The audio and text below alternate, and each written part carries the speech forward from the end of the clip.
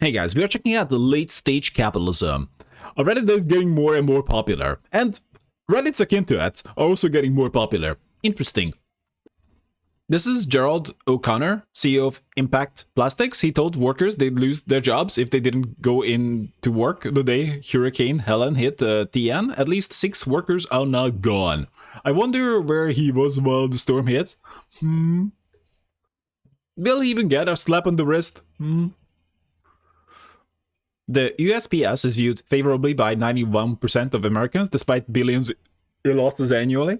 It's a service, it doesn't lose money, it costs money. No one says military loses money. Loses 750 billion a year. Walking around with $1,000 purse on your arm that costs some corporation $5.57 to manufacture, $5.57. The manufacturer in Myanmar is not the flex some of you will think it is, Lamau. It is, as long as other people think it is status. People would do the dumbest things, right? Just to have other people treat them better. Because if you just look at clothes are pretty arbitrary, and accessories are pretty dang arbitrary. But now you have some things that are considered status, and therefore that means that anyone who can buy that possibly will consider buying that just to possibly get better treatment from others for owning the right things. It could be temporary too. So women like to enhance their looks, and they might have various reasons for it openly, but secretly they just want others to treat them better. And this makes perfect sense. This is not just guys, but in fact, arguably, guys could have a lower threshold, but other women, they might go overboard and get hated for looking too good. But the logic stays the same, that people are trying to buy better treatment. If people are buying a car, they probably don't care, especially in a city setting, they don't care about the car that much. They might think the car is cool, but they want the car to make them cool. If they just wanted something to drive under the speed limit, that's easy. So they are mainly buying status. Socialism is cancer. The only thing that can solve black poverty is black capitalism. Capitalism ain't solved white people's poverty. The fuck is gonna go for us? Capitalism certainly did work better when people weren't dependent on jobs that much. If people work for themselves, then they can capture the value that they make. But as capitalism keeps running, more and more people are gonna be part of the proletariat whose only way of making a living and staying alive is employment. But it's far more insidious than spending 2 decades in school hoping to get a good job and try to ride that out till you retire. But also means that you require someone's permission to live. And this kind of keeps people very much in line. Man who leaked billionaires' tax returns to expose unfair system given 5 years in prison. Yeah, it's certainly more about power than anything else.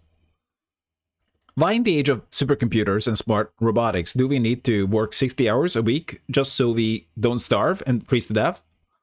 Surely we are reached the point where any scarcity left is intentionally created by those hoarding all the wealth. How is this not the standard view?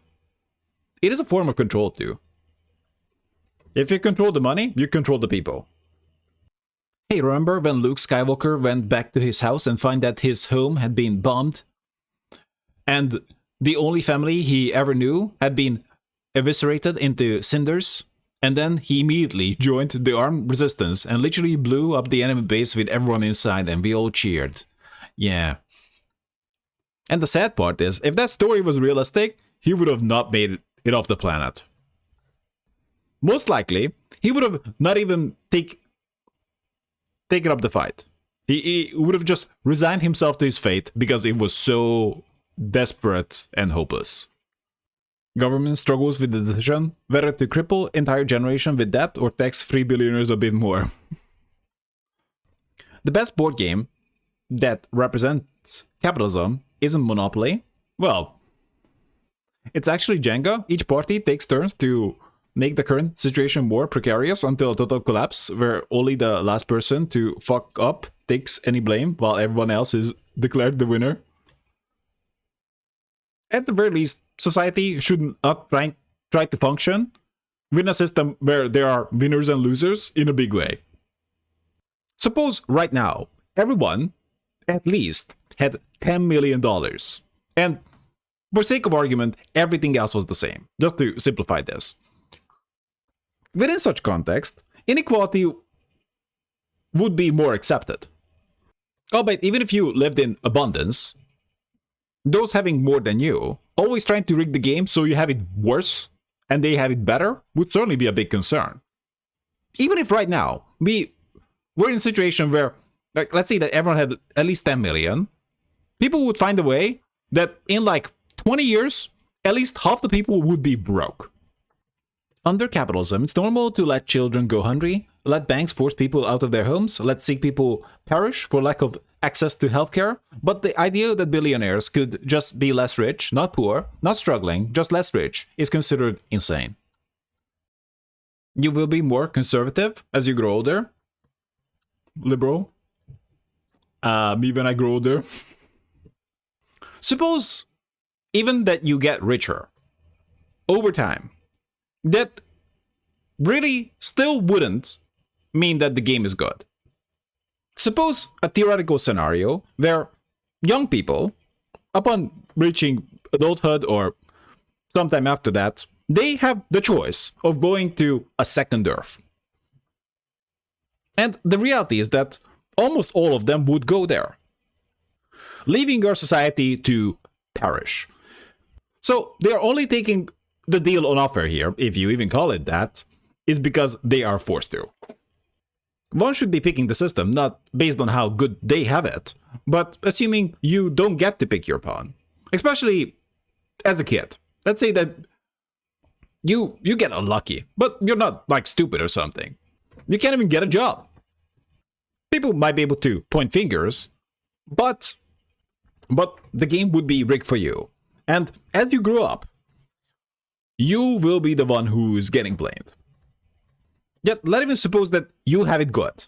Would you wish to have more stuff and live in a society that's fundamentally unstable? Or would you just wish to have more than enough, even in this context, in a society that is stable? So, while I can understand that in a game of musical chairs, people would pick the first chair for themselves and possibly their interest. But would you pick the second chair for yourself as well, instead of the other person? Because that would be the goal, right? So one person ultimately owns all the chairs and they control others with their chairs. And do specify that taking chairs is against the rules. What's your favorite tech innovation? Illegal cab company? Illegal hotel chain? Fake money for criminals? Plagiarism machine? Nah, this is good stuff. We need to disrupt the market. I think realistically, you would change the world by giving those who don't have that much also abundance. And let's suppose that everyone had a house, food, whatever, like they had the necessities in life. At that point, money would be kind of worthless. So it would not really matter that you're like a trillionaire if no one is taking your money. At that point, money would be just monopoly money. And the only way you can prevent that is to keep people in perpetual scarcity. If every billionaire on Earth stopped working, nobody would even notice.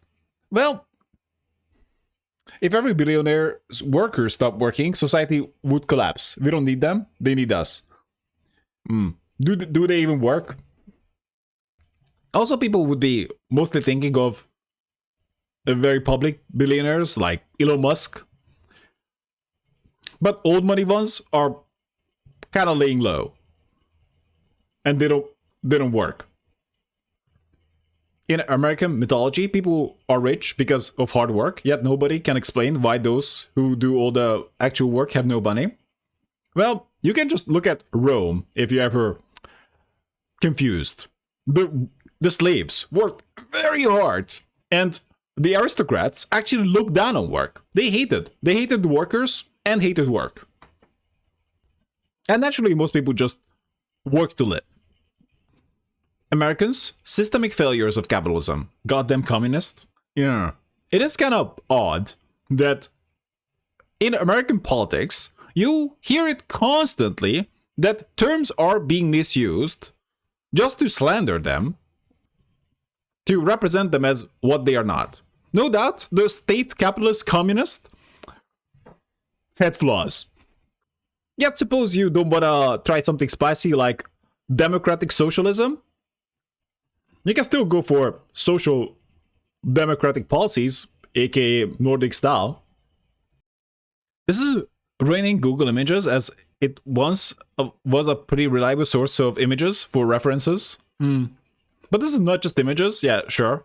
It's flooded with AI stuff, but it's not just images, but everything. Everything just flooded with AI stuff. And at least before, I'm definitely an AI fan, but at least before, it took some effort to just shovel propaganda and misinformation and just being dumb out there. Now there's no limitation. And if you're consuming AI, then might as well just go straight to the source instead of someone's interpretation of what you should be seeing. Blackstone is now the largest corporate landlord on earth with over 300,000 homes in the US. Billionaires and corporations have bought millions of homes and either raised rents or left them as empty investments. There are 60 million vacant houses, 28 for every homeless person. To be fair, these houses might be out of the way and in disrepair. But many are not. But of course, you need to limit the supply in a market that relies on people not having homes to prop up the house prices. That's why if you have it good, then you are a big fan of immigrants coming in and everything to prop up the property prices, especially in an era where the population is dropping. You would want to prevent the government or anyone from building houses, and you want to have all the immigration coming in. So it's completely pointless to listen to what politicians say. Just look at what they do and possibly what they let happen. Polyamory, but it's because you need 3 incomes to survive now. Now this is genius. So, who's into a polycule, I think?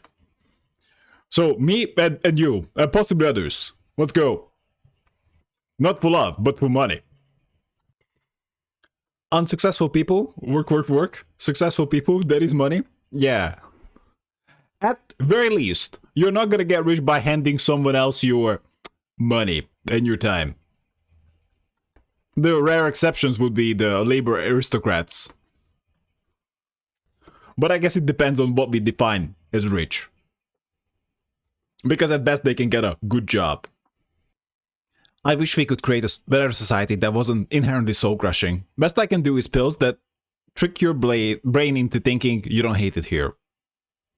How do I keep people poor? I need more factory workers, folks. I've tried creating low-value areas without easy access to high schools and universities, but people still eventually start crossing the map to get there. Without poor people in my city, I can't grow my factories, and I can't grow the economy of my city. How do we fix this? It is interesting, though, that if you play strategy games in an amoral way, you might come to some interesting realizations about life. There are 27.4 empty houses for each homeless person in the US. Yeah, but the homeless kind of exist for a purpose, a little bit. They're partly getting purged, but also they partly exist to discipline the workers. Stay in line, that's gonna be you. We have deluded ourselves into believing that the myth that capitalism grew and prospered out of the Protestant ethic of hard work and sacrifice. The fact is that capitalism was built on the exploitation and suffering of black slaves and continues to thrive on the exploitation of the poor, both black and white, here and abroad. Even if outright slavery hadn't been involved, the Protestant work ethic was a giant mindfuck to get people to subjugate themselves and prime themselves for exploitation. It certainly was a double standard, so this is what the workers were taught. All of religion seeks to keep the masses slavishly devoted to power. Work and prosper is a lie. Prosperity only comes with collective action. It did come out of hard work and sacrifice. The issue is whose.